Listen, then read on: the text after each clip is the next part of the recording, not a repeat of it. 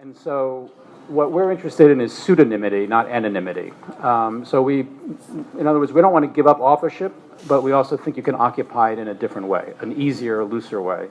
And so the magazine is a little bit like the fact that we would have different authors occupy these roles, just like you have lots of different James Bonds, each one bringing a different aspect to the character. So over time, there'll be, a dozen people who have inhabited the genealogist or the mortician.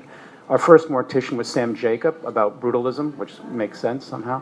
So if you want to bury something, you be the mortician. If you want to contribute a new idea to architecture, you be the inventor and make a claim on something that exists and bring it back for architecture. So sometimes there are relational roles in the magazine. The mortician, the inventor are sort of two poles.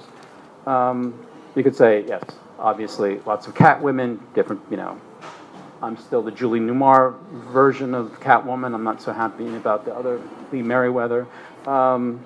Jokers, lots of jokers. The interesting thing is how a certain character conditions what you do, and so you can still play yourself, but it's through a certain filter. So the pop version of this would be Elvis impersonators, like an entire world that wants to become Elvis, and it doesn't really matter what your generation is, what your gender is, what your ethnicity, your color.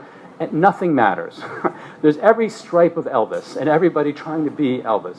But that somehow, in a weird way, it makes a community. It makes a collective. So I see it as a counterpoint to the typical mechanisms that we live under in our political economy, aka neoliberalism, which is about more and more differentiation of the market, it goes back to this question of the you, like basically addressing you as an individual.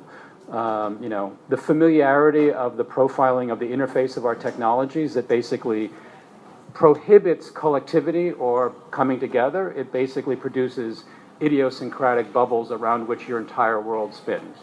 So the echo chamber of more about you. And so the idea of this